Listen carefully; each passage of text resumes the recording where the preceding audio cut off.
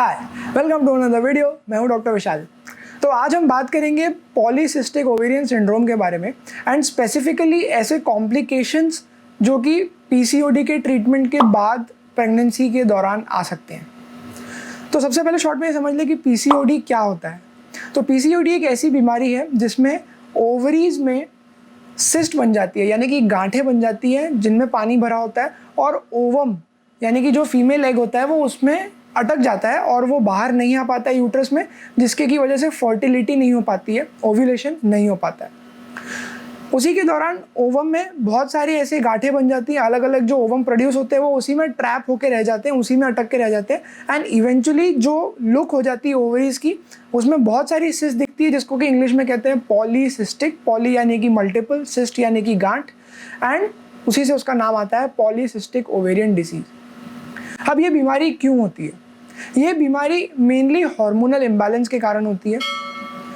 कौन से हार्मोन्स का imbalance? Estrogen, progesterone, FSH, LH, follicle stimulating hormone, luteinizing hormone, ऐसे बॉडी में अलग अलग हार्मोन्स होते हैं जो कि हमारे ओव्यूलेशन साइकिल को कंट्रोल करते हैं। इनमें अगर इम्बैलेंस हो जाए तो उसकी वजह से पॉलीसिस्टिक ओवेरियन डिसीज हो सकती है। ऐसा देखा गया है कि इंसुलिन का रेजिस्टेंस हो जाना बॉडी में पॉलीसिस्टिक ओवेरियन डिसीज को कॉज करने में काफ़ी हद तक रोल प्ले करता है। इंसुलिन हमारी बॉडी का एक ऐसा केमिकल है जो कि शुगर को कंट्रोल करने के लिए काफ़ी काम आता है। तो जिनकी बॉडी में इंसुलिन का रेजिस्टेंस हो जाता है उनकी बॉडी में जनरली फैट का डेपोजिशन ज़्यादा होने लगता है, बिकॉज शुगर ठीक से बॉडी मेटाबोलाइज नहीं कर पाती है। और क्योंकि बॉडी में फैट बढ़ जाता है इसीलिए मेल हार्मोन्स का बनना बढ़ जाता है फीमेल बॉडी में, और इसी के कारण हार्मोनल इम्बैलेंस आ जाता है जिसका कि रिजल्ट होता है पीसीओडी। तो अब इसका ट्रीटमेंट कैसे किया जाए?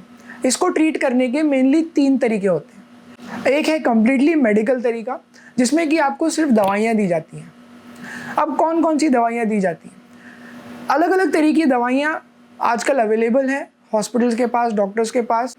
कुछ दवाइयाँ इंसुलिन पे काम करती हैं, वो आपके इंसुलिन के सिक्रीशन को बढ़ा देती हैं। कुछ दवाइयाँ हॉर्मोन्स के लेवल्स को मैनिपुलेट करती हैं।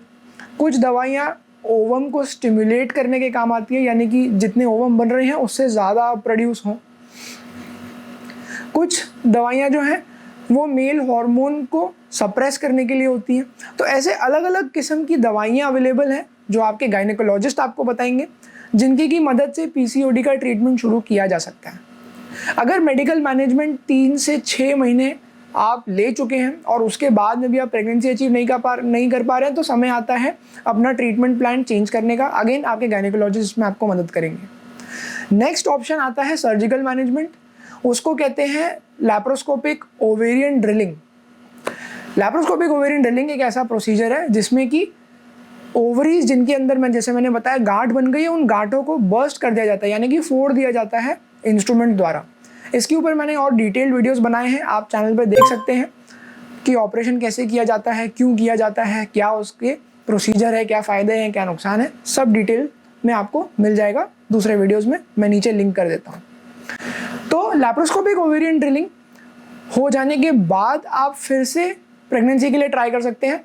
लगभग 3 से 6 महीने का समय आपको देना चाहिए पूरा उसका इफेक्ट पता करने के लिए। तो अगर लैप्रोस्कोपिक ओवेरियन ड्रिलिंग के बाद में भी प्रेगनेंसी नहीं अचीव होती है तो नेक्स्ट स्टेप होता है इंट्रा यूट्राइन इंसेमिनेशन, यानी कि आईयूआई।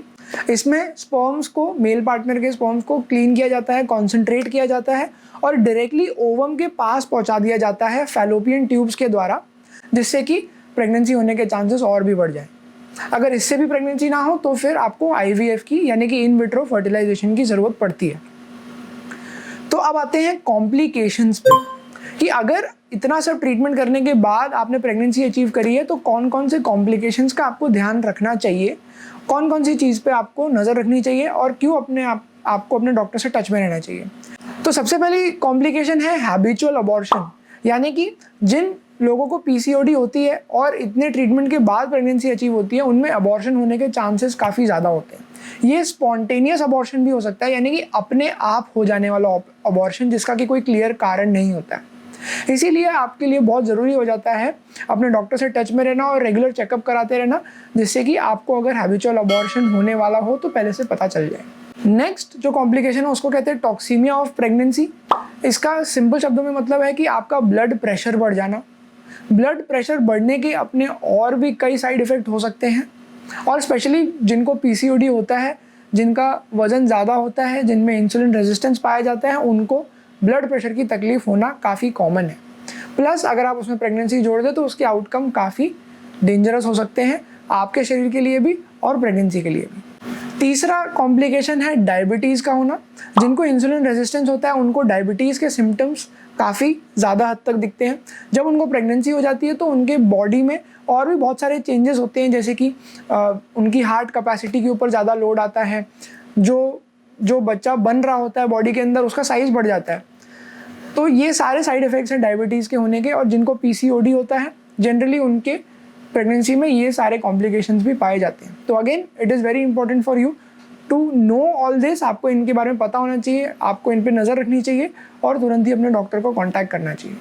लास्ट जो कॉम्प्लिकेशन मैं आपको बताना चाहता हूँ that is pre mature delivery, यानी कि हमारा नॉर्मल जेस्टेशन पीरियड जो होता है 9 मंथ्स का या 36 वीक्स का, ये जो पीसीओडी के पेशेंट्स हैं उनमें कम हो जाता है।